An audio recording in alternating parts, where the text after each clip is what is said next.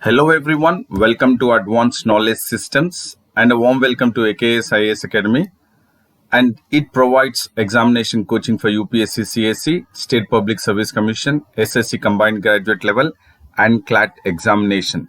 And about me, I'm Sandeep Bhushan Tumala, and I take up the analysis of the Hindu newspaper, that is the DNA, that is Daily Newspaper Analysis of today's, that is 3rd of April 2021. And throughout my session, I would be emphasizing on the keywords and the key phrases from the Hindu newspaper, wherein we will identify the critical aspects of UPSC prelims, that is in regards to the conceptual and then in regards to the keywords, which will be very useful for the preliminary examination. And also, while you imbibe the keywords and key phrases in your answer writing, that is for the mains examination, your answers would be precise and concise and you would score higher marks in the mains examination. So therefore, this session at AKS IAS Academy Daily News Analysis will certainly help you to crack both prelims and mains of 2021. And before we get into the DNA of the newspaper, we would be focusing at the quote of the day. And the quote of the day says that, don't wait till tomorrow, do it now. So what is very important is you start it and then you do it immediately. And now we'll get into the DNA and the analysis of the newspaper of Hindu. First, we would take up the keyword, that is the farm-based solar power plant. So this is the key phrase which we will be focusing in this news item, that is the farm-based solar power plant. And the first farm-based solar power plant is supposed to come up in Jaipur district of Kotputli Tehsil and in a village called as Baloji village of Rajasthan state. And this is under, that is the first farm-based solar power plant is under the Kusum scheme. So what is the another keyword what we need to really focus from prelims UPSC perspective is the scheme, that is the keyword Kusum scheme. So Kusum scheme is related to the Prime Minister's Kisan Urja Suraksha Evam Uttan Maha Abhiyan. So this is a scheme which the Rajasthan government has taken up in Baloji village of Kotputli Tehsil in a Jaipur district, that is in Rajasthan. So this is a crucial information for current affairs base, that is in regards to the Kusum scheme. And this project is of 1 megawatt and it has been established in a farmland of 3.50 acres in Baloji village. And this project is now a 25-year contract which has been signed between RRECL and the farmland owner, that is Devkaran Yadav, on a 3.50 acres of farmland. So it has been commissioned, or it has been a contract of 25 years signed between the Rajasthan Renewable Energy Corporation Limited and the farmland owner, that is Devkaran Yadav.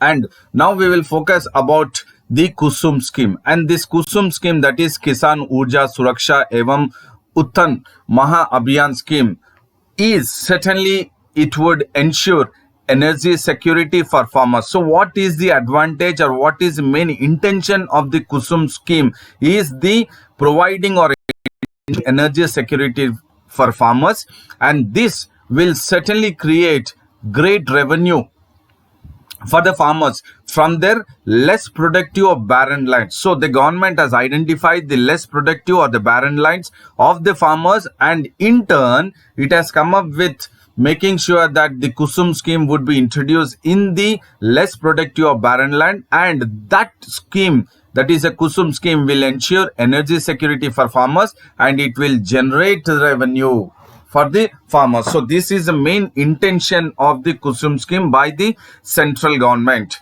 and this will also increase the clean green energy and also generate employment in the rural areas. So this is all about the Kusum scheme and the importance or the advantage of the Kusum scheme, that is for the farmers. And the farm-based solar power plant, which now it is in the Rajasthan state, is the first of the 623 farm-based solar power projects which have been selected by Rajasthan Renewable Energy Corporation Limited, that is RRECL. And these 623 farm-based solar power projects which have been selected by the RRECL will generate 722 megawatt capacity of electricity in the state under the scheme. That is the first phase of the scheme. So definitely that is the Kisan Urja Suraksha Evam Uttan Maha Abhiyan scheme is certainly generating 722 megawatt, which is certainly ensuring energy security for farmers, generate revenue, and in regards to the increase in clean green energy and generate employment. So these points have to be taken into consideration, which are critical for UPSC prelims perspective in regards to the KUSUM scheme.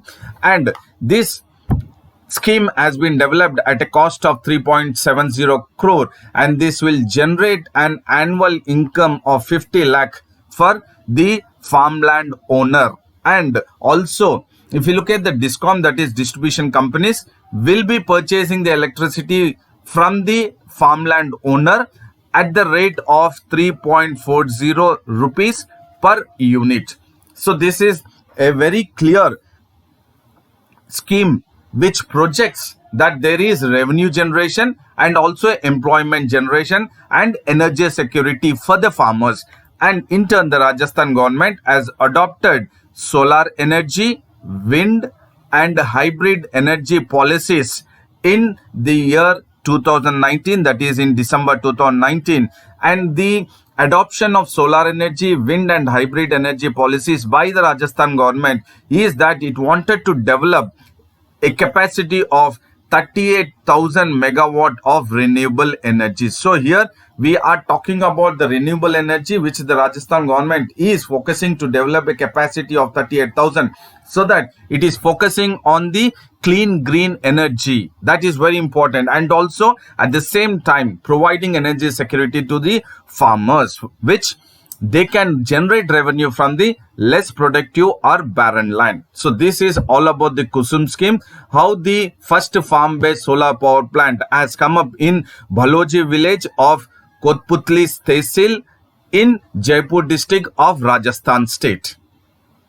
And there is another news in regards to the total engagement. So certainly India wants total engagement, that is the total engagement of the Chinese troops along the LAC, which there is certainly the kind of tension since March, April of 2020. So it's been almost a year long wherein the tense situation between India and China along the LAC in the eastern Ladakh is certainly being taken up by now the official spokesperson of Ministry of External Affairs, that is Arindam Bagchi, saying that prolongation of differences between India and China in the remaining friction points is certainly now has to be looked into it, and there has to be make sure that restoration of peace and tranquility is certainly should be taken into consideration at the need of the hour along the LAC. Otherwise, it will not help any kind of restoration of peace and tranquility along the LAC. So what is very important is what India is focusing or emphasizing is total disengagement. And this total disengagement, it should happen in a quick manner. And only when it happens or being resolved in a very quick manner, that situation will provide conditions for any kind of progress between the bilateral relations between India and China. So the total disengagement is directly proportionate to the conducive bilateral relationships between India and China. So definitely the total disengagement is the keyword which we are analyzing now, that it will help for the restoration of peace and tranquility and also progress the bilateral relations between India and China. And that is what is being emphasized by the official spokesperson of Ministry of External Affairs, that is Arindam Bagchi. And he has also made it very clear that India and China have worked at different levels to make sure that there is peace restored and tranquility being maintained at LAC in the eastern Ladakh, and various meetings which have been taken place is between India and China is this at the senior commanders meeting and also at WMCC, that is at working mechanism for consultation and coordination. And these two meetings, both the officers have exchanged their views on the remaining issues which has to be dealt very quickly to make sure that there is progress in the bilateral relations between India and China. And the two sides also continue along with meetings at the senior commanders level talk and at the WMCC, that is working mechanism for consultation and coordination. So there is a continuation of efforts put in to exchange the views on the remaining issues along with the senior commanders meeting and WMCC, and also the discussion is going on even through the military and through the diplomatic channels. And these are the four areas wherein India and China are working out to continue so that there would be an exchange of views, and the disengagement process would also take place, not only which it has agreed, both the countries have agreed along the Pangong Tso Lake, north and south bank of Pangong Tso Lake, but what is very important that India is emphasizing and pushing for is the Chinese forces should now also not just moving away from the north and south bank of the Pangong Tso Lake, but India wanted the disengagement of the Chinese troops even at Gogra, Hot Springs and Depsang and along with the Demchuk area. So these are the still remaining friction points wherein the Chinese troops are still stationed at Gogra, Hot Springs, Depsang and Demchuk. And that is what India is raising now. The disengagement not just happening at the north and south banks of the Pangong Tso Lake, but it should also have the disengagement process taken up by China even at Gogra, Hot Spring and Depsang and Demchuk, so that this will create a sense of atmosphere to make sure that there would be progress in the bilateral relations between India and China. And this is in regards to the, as I said, bilateral relations between India and China. And this is in regards to the international relation, the concept what we have discussed, and the keyword what we need to focus is total disengagement, which India is emphasizing, or it has expressed its view upon China. And if you look at, yes, this is the area that is called as Pangong Tso Lake, wherein the disengagement process has taken up by the 10th Corps Commander level meeting talks, that is outcome of it. But there are other friction points as we discussed, that is at Dogra and also in the Hot Spring areas, and then Demchuk and also in the Depsang Plain, which is at this point Depsang Plain. So these are still the friction points which are remained, and India is certainly emphasizing on these friction points that the disengagement process should be initiated, and there is a force on the Chinese troops by the Indian that it has to be taken into consideration at a very quick pace, so that it would highlight the importance of progress of the bilateral relations between India and China. And now we will look at another study which talks about the rise of maternal deaths during the pandemic situation. And the study has been taken up or conducted, and it has been published in a journal called as the Lancet Global Health Journal. And it says that the study which has been published in the journal, it says that there is a failure of the health system. And this failure of the health system is to cope up with the COVID-19 pandemic situation. And in turn, because of the failure of the health system, this has resulted in the increase in maternal deaths and the stillbirths during the COVID-19 pandemic situation. So what are the two emphasis or the which have been identified by the study which has been published in the Lancet Global Health Journal is that the failure of health system has resulted in the increase in maternal deaths and the stillbirths during the COVID-19 pandemic situation. And the report which has been published in the journal, that is the Lancet Global Health, has been by an analysis of 40 studies across 17 countries, including Brazil, Mexico, USA, Canada, UK, Denmark, Netherlands, Italy, India, China, and Nepal. So along with the other countries, in total, 17 countries have gone ahead with 40 studies, and the 40 studies have been analyzed, and the outcome of the analysis of 40 studies across 17 countries have been published in the journal, saying that the failure of the health system has resulted in the increase of maternal death and the stillbirth. And now what is important, the keyword is failure of health system, which is directly proportional to the increase of maternal death and stillbirth. So this is the focused or analysis which you need to follow or identify while you are analyzing the newspaper. That is failure of health system versus increase in maternal death and stillbirth during the COVID-19 pandemic situation. And now we will look at what are the outcomes of this study, which it has been taken up, that is 40 studies in 17 countries. And the study has attributed that worsening trend of the failure of the health system is because of the one reason, because of inefficiency of the healthcare system, and the failure is because of the second reason is inability to cope up with the pandemics.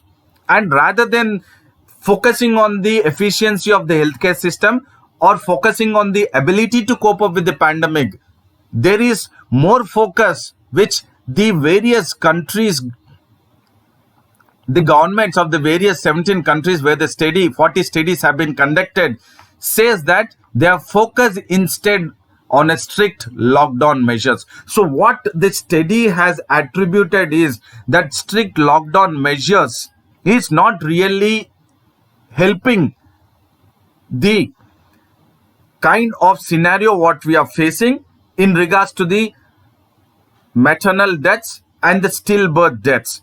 And this is because of the inefficiency of the healthcare system and the inability to cope with the pandemic. So these are the two key phases or the reasons which the 40 studies across 17 countries have identified the reasons for the failure of health system during the COVID-19 pandemic situation. And it also has said that there has been a 28% increase in the odds of stillbirths and the risk of mothers during pregnancy or childbirth, and this has increased to 1/3, almost 33% of the odds of stillbirth and the risk of mothers dying during pregnancy and still childbirth is been identified by the study outcome of the 40 studies. And it also said that there is rise in maternal depression during the COVID-19 pandemic situation, and COVID-19 impact on pregnancy outcomes was disproportionately higher, especially in the poorer countries. So certainly the study reveals that the COVID-19 impact on the pregnancy outcome, that is onto the maternal mothers or the mothers who are pregnant, especially onto the women who are pregnant, and it is disproportionately high on poorer country. And now we will focus in regards to the Indian context of the impact of the COVID-19 pandemic situation onto the maternal stillbirth and maternal deaths of during the pregnancy and childbirth. And in regards to the Indian context, now we are focusing on the based on the analysis being done by the Health Management and Information System. Please do understand this key phrase, that the Health Management and Information System data which it has provided, and it is now taken into consideration by analyzing by the Population Foundation of India, has shown that during the national lockdown between 2020 and compared to 2019, there is 27% drop in pregnant women receiving 4 or more antenatal checkups. So that means because of the national lockdown, the pregnant women of having 4 or more antenatal checkups were reduced, and this was 25% drop. And in regards to the institutional deliveries during the national lockdown, 28% of decline of pregnant women by institutional deliveries. And in regards to the prenatal services, there was 22% decline during the national lockdown. So this is the analysis of the health management and information system data, which is provided by Population Foundation of India in regards to the pregnant women, the way there was an impact on the pregnant women during the national lockdown. And now we will focus at the various measures which can be taken up, not only now because during the COVID-19 pandemic situation, or it could be because the measures can be implemented and then we can make sure that the forthcoming pandemic situation can be dealt effectively and practically and rationally to protect the pregnant women. And what we need to do is the measures which has to be taken into consideration is that the policy makers and the healthcare leaders must urgently investigate the robust strategies for preserving safe and respectful maternity care. So there are two keywords here. What we need to focus is robust strategies for preserving safe and respectful maternity care. This is very, this keyword speaks volumes about the failure of healthcare system across the globe. That is respectful maternity care and preserving safe and respectful maternity care during the ongoing global emergency pandemic situation. And the other measure is that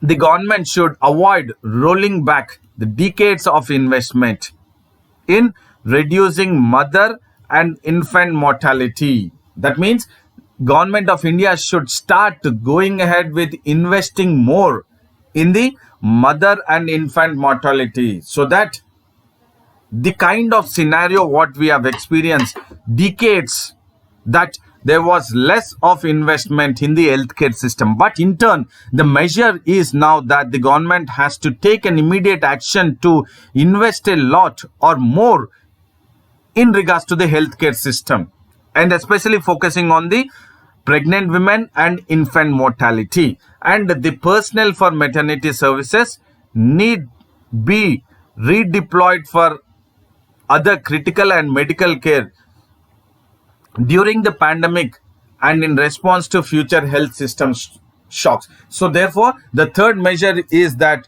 the personnel for the maternity services, they should be provided only for the critical and medical care, and also this could be taken into consideration for any kind of future health system shocks. So we are focused also in regards to the measures. So in regards to the study, we are focused about how the study has identified the maternal deaths which has risen during the pandemic situation, and we have also focused at the outcome of this study. What are the reasons for the failure of the healthcare system during the COVID-19 pandemic situation, and also emphasized on regards to the Indian context, not only the 17 countries which the 40 studies have taken up, but we have also focused at the Indian context, which the analysis of health management and information data by Population Foundation of India. And now we have also focused in regards to what are the measures which the government of India should take up so that the healthcare system has to be protected, and at the same time the pregnant women and the infant mortality rate has to be reduced, and we need to focus on the respectful maternity care. So we have looked at length, that is in-depth analysis in regards to the what has happened to the maternity mortality during the COVID-19 pandemic situation. And now we will look at the another news which the government is now asking the public sector undertaking refineries to review the Saudi oil deals. So definitely the government of India is focusing on the issue which we had with the Saudi Arabia and with the OPEC countries, which the government of India has requested the Saudi Arabia and the OPEC countries to reduce or to cut the production of the oil prices so that the price to cut the production of the crude oil so that the oil prices will not rise. And now, amidst the tension with the Saudi Arabia in regards to the oil production cuts, now India is asking the state refineries, that is the public sector undertaking refineries, to review the contracts for buying crude oil from the West Asian nation, and also it is asking the state refineries to review in regards to negotiating more favorable terms. So the keywords what we need to focus in regards to the emphasis made by the government of India towards the state refineries, that is the public sector undertaking refineries, is to review the contracts and to negotiate more favorable terms.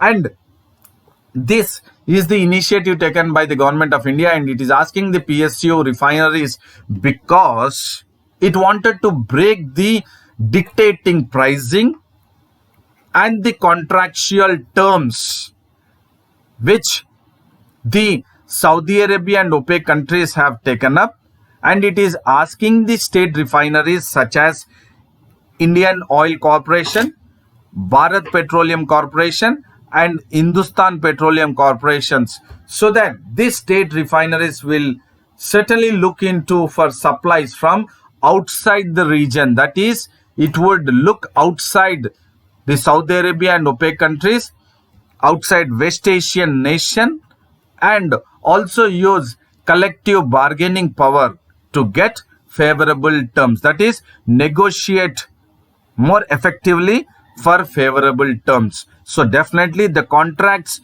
what the government or the center is asking the state refineries such as IOC, BPCL and HPCL to look at for supplies from outside the West Asian nation and to have a collective bargaining power to have favorable terms for India. And now we look at India and OPEC. When we focus at India and OPEC, certainly India imports 85% of its oil needs. Look at the percentage of imports. That is why it is impacting a lot onto the exchequer of India or India's bills on the crude oil. And therefore, India was insisting on the Saudi Arabia and OPEC countries to cut the production so that the oil prices would be reduced and the expenditure, that is the crude oil bill which India has to pay to the OPEC and to the Saudi Arabia, should be reduced, or it has to be come down so that it will not have an very impact onto the India's expenditure, because India imports 85% of its oil needs, and therefore it is often vulnerable to global supply and price shocks. So the two keywords is India is often vulnerable because it imports 85% and especially vulnerable to the global supply and price shocks. And traditionally it is Saudi Arabia and OPEC producers who are actually India's mainstay suppliers of crude oil. But the government of India is asking the state refineries such as HPCL, BPCL and IOC to go ahead with reviewing their contracts and also review the negotiation with other countries or the region outside the West Asian countries. And now we will focus at what are the challenges what India is facing, that India imports 85% of its crude oil from Saudi Arabia and OPEC countries. That is, the first and foremost challenge is whenever there is oil prices or when the oil prices started rising in the month of February, India wanted Saudi Arabia to relax its output control, that is production. But the Saudi Arabia ignored the call. And that is the first and foremost challenge which India is facing now. And the other one is the buyers have an obligation to lift all the contracted quantity. But wherein if we look at the one who is selling, that is the Saudi Arabia or the other OPEC countries, have the option to reduce the supplies.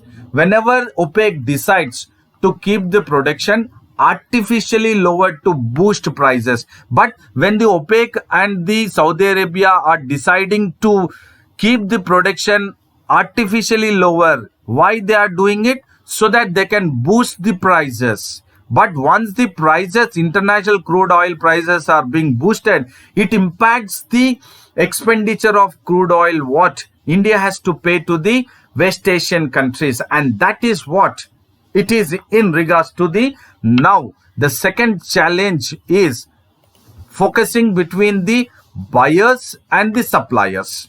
So here buyer is India, no doubt about it, and the suppliers is Saudi Arabia plus OPEC countries. So this is the challenge that India has an obligation to lift all of the contracted quantity. But when it comes to the suppliers, it can keep the production artificially lower. There is no such obligation onto the suppliers in regards to the production, whether to be lowered or hiked in regards to the production. And the third challenge is Indian firms buy 2/3 of their purchase on the term or fixed annual contracts. And this kind of term or fixed annual contracts, it provides assured supplies of the contracted quantity. But the another challenge is the pricing and other terms which favor are only to the suppliers. Please do understand here.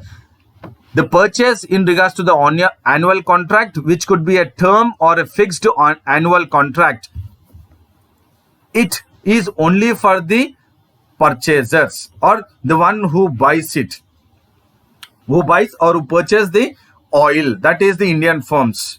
But when it is in regards to the suppliers,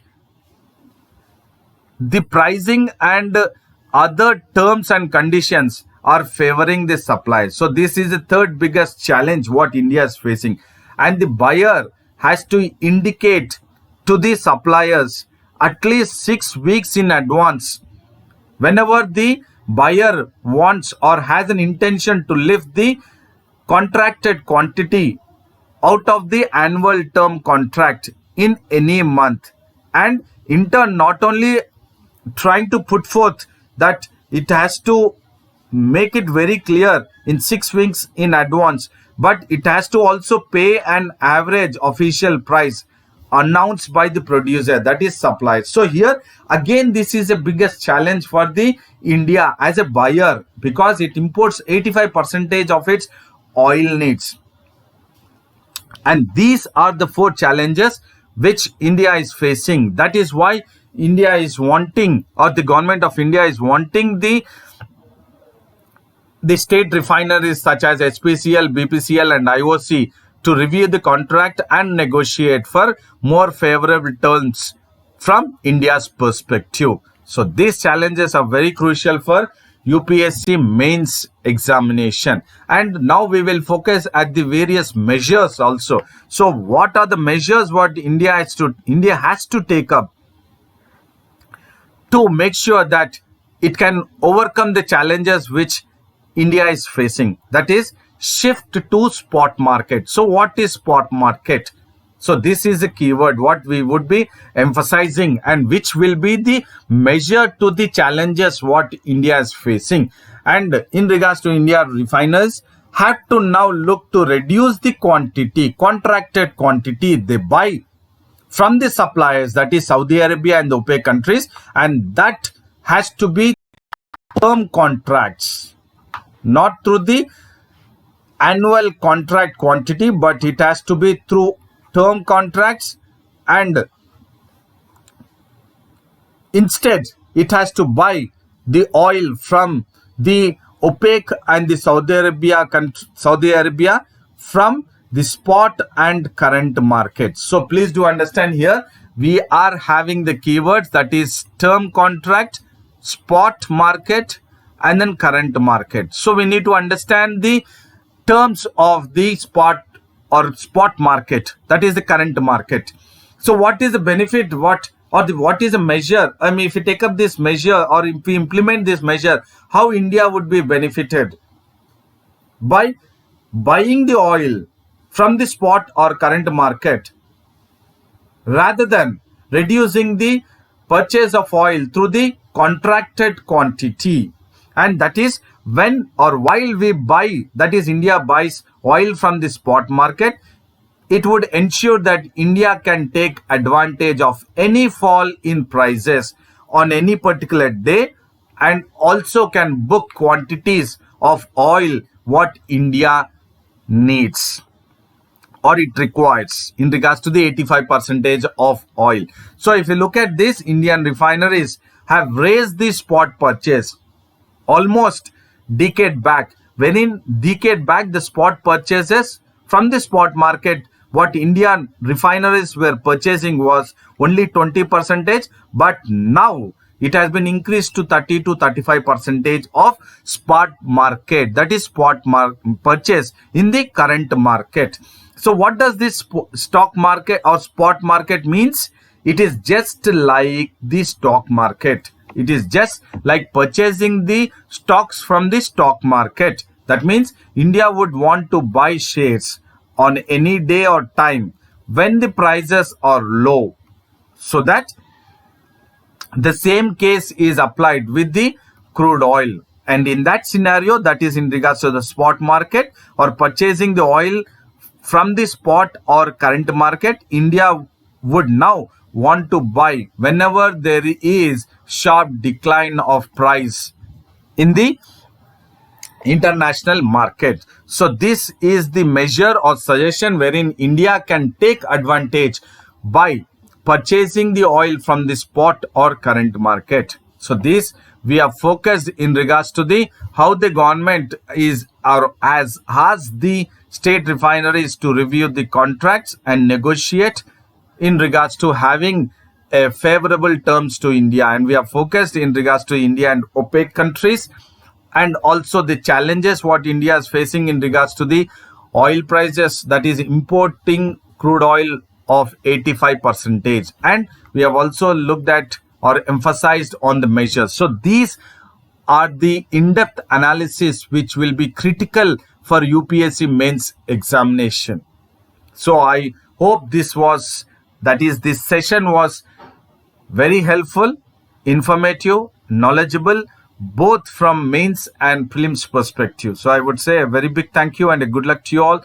And then also do maintain consistency, stick to your schedule, and take care of your physical health and mental health. And do not forget to like the video, share the video, and share the AKS IAS Academy English Medium YouTube channel, and also have access to the website and Telegram link of AKS IAS Academy, that is Advanced Knowledge System. And then see you again on Monday in regards to the daily news analysis from AKS IAS Academy. Till then, thank you, goodbye, and then take care.